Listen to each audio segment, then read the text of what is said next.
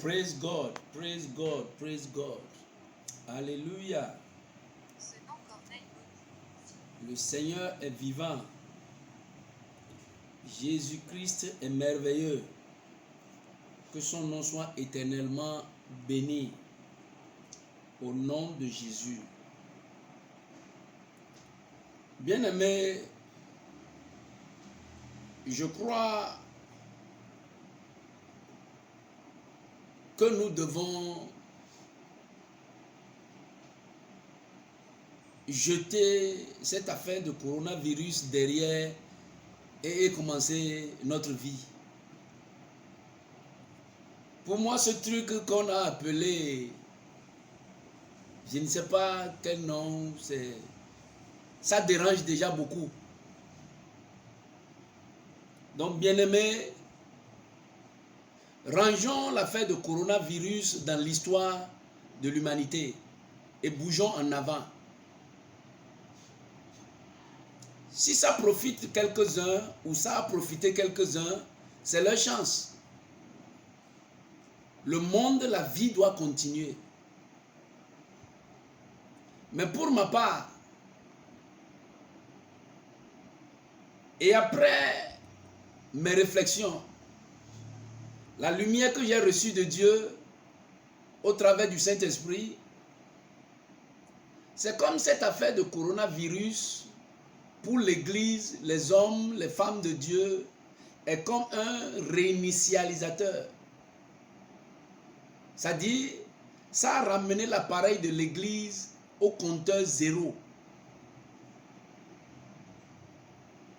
Ça a mis fin aux délivrances, aux guérisons, aux appels de fonds, au mariage, à tout ce qu'on a fait dans le passé. Corona nous a montré que il y a encore beaucoup à faire.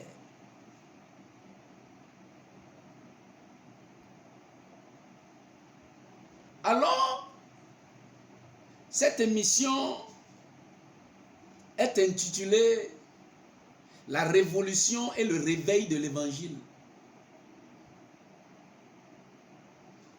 Désormais, vous allez apprendre tout sur l'Évangile, entendre, connaître, savoir tout sur l'Évangile.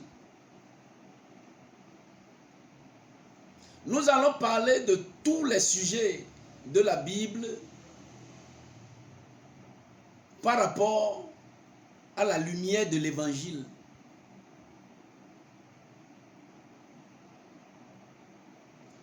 Le menteur ne fera plus long feu parce que une grande lumière jaillira et les ténèbres se dissiperont.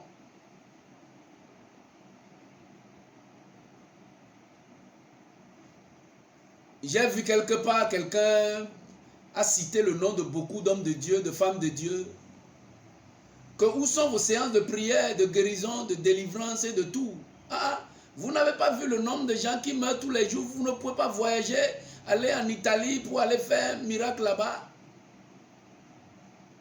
Ça ne veut pas dire que Dieu n'est pas toujours dans l'affaire des miracles. Non, non, Dieu a continué par faire ces miracles. Et il le fait.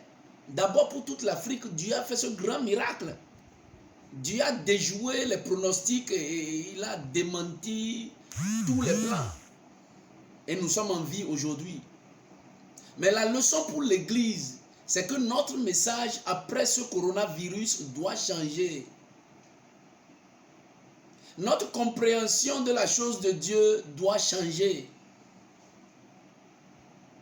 Et bien aimé, je vais lire un verset de la Bible et partager 4 vérités fondamentales avec nous aujourd'hui.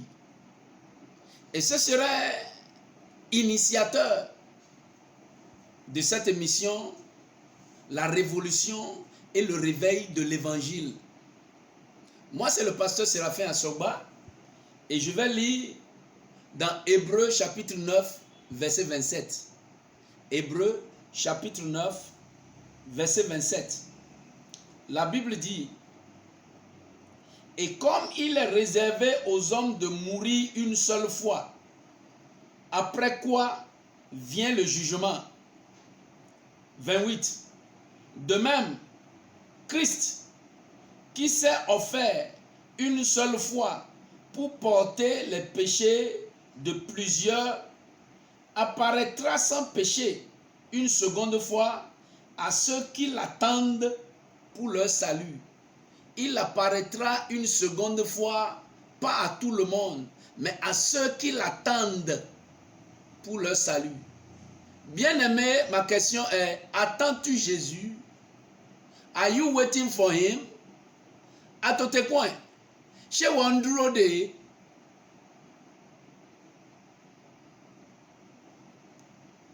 Bien-aimé, le monde a pris une nouvelle tournure et Dieu a repris les affaires du monde entre ses mains. Le monde a échoué. L'argent a échoué. La science a échoué. Le commerce a échoué. La politique a échoué. Le mensonge a échoué. Vous savez, le mensonge a toujours échoué. Il a échoué encore. Une seule vérité nous soutient et nous soutiendra. C'est que dans tout ce qui nous arrive, Dieu a le dernier mot. Et quel est le mot de Dieu dans ceci? Quel est le message de Dieu dans ceci? Ceux qui sont emportés morts par le coronavirus, où sont-ils? Au paradis avec Dieu? En enfer quelque part? On ne saura le dire.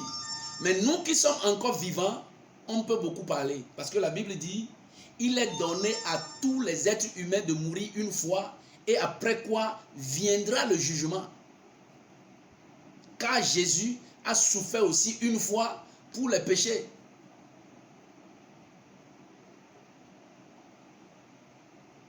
Bien-aimé,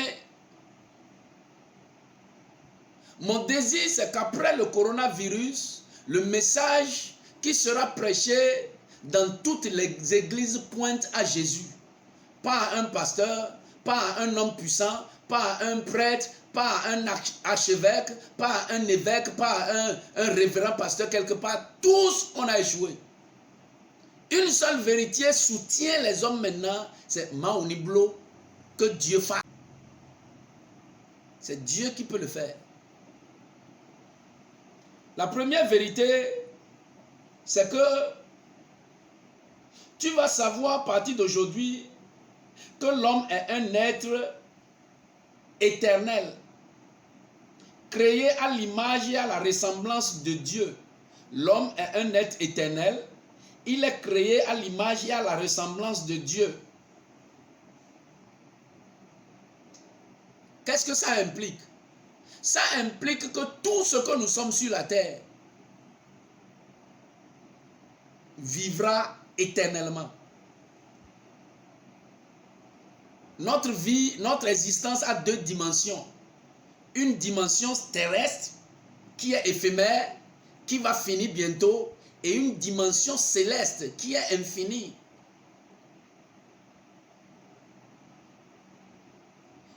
Nous avons une existence sur la terre qui est limitée. D'autres ont fait un jour, d'autres 2 jours, 1 mois, 1 an, 10 ans, 100 ans. Mais un jour, ça finira. Donc l'homme que nous sommes sur la terre, nous sommes des êtres éternels. C'est notre existence physique qui a une fin. Notre existence céleste est infinie. Si tu viens à cette connaissance, bien-aimé, ça va faire un clic dans ta tête. Alors, je connais déjà ma vie physique, je me vois déjà, j'ai une voiture, j'ai des maisons, je suis riche, mais après cette existence-là, quand je vais rentrer dans mon existence céleste, à quoi je vais ressembler? Or, on parlera de ça dans cette émission, c'est ta vie de maintenant qui déterminera ce que sera ton existence céleste. Deuxième vérité,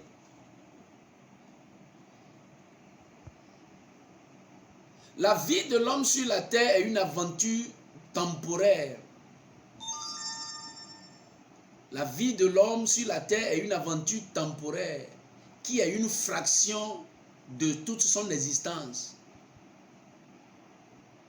Qu'ils te souviennent, j'ai dit deux existences, physique et céleste. Alors, la vie de l'homme sur la terre est une aventure temporaire. C'est une fraction de l'existence globale de l'homme. Donc, quelle qu'en soit ta santé, la beauté de ton visage, un jour, ça partira et tout partira et tu partiras.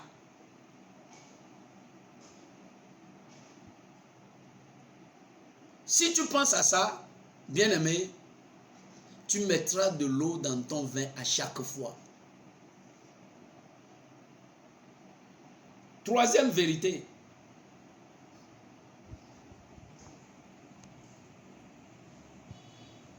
La fin de ton existence sur la terre est le commencement de ton existence céleste. La fin de ta vie sur la terre est le début même de ta vie céleste. Bien-aimé, tant que tu vivras, n'oublie jamais ce que je m'en vais dire. Et c'est ceci. Le monde est le salon de Dieu.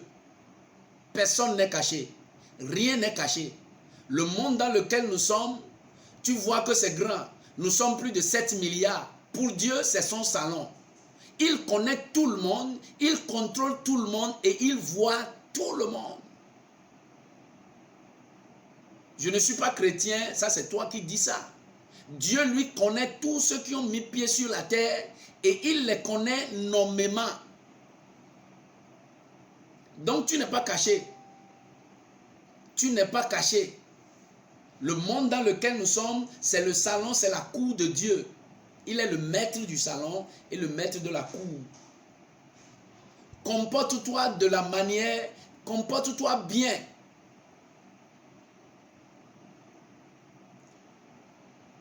Vérité numéro 4.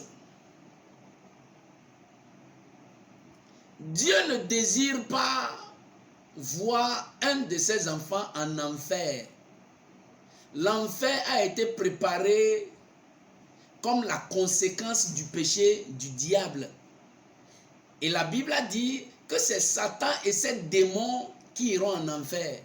Alors, toi, homme, créé par Dieu à son image, que vas-tu faire en enfer?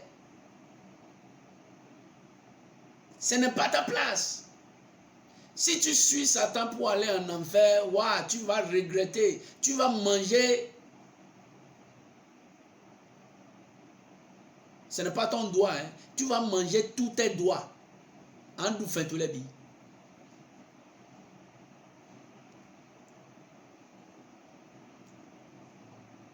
L'Église a échoué de nous prêcher ces messages pour nous faire prendre conscience que quel qu'en soit le volume d'argent que nous avons en banque, un jour on partira et cet argent-là sera oublié. Ceux qui seront en vie en ce temps jouiront de ça.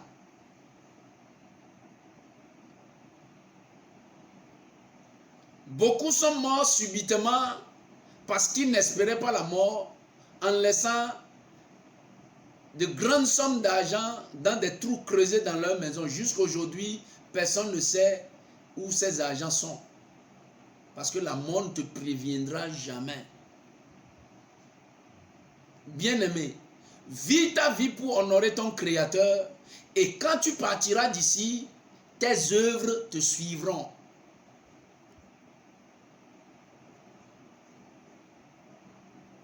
Quel qu'en soit le nombre de vestes, de chaussures que tu as accrochées dans ta chambre, bien-aimé, un jour va venir et tu ne pourras pas dire « Donne-moi, c'est le bleu là, je veux porter ».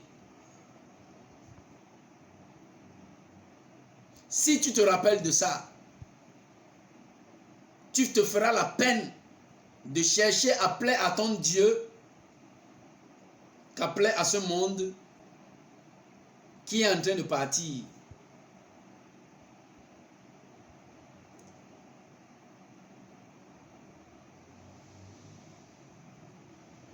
La plus grande partie de ta vie sera passée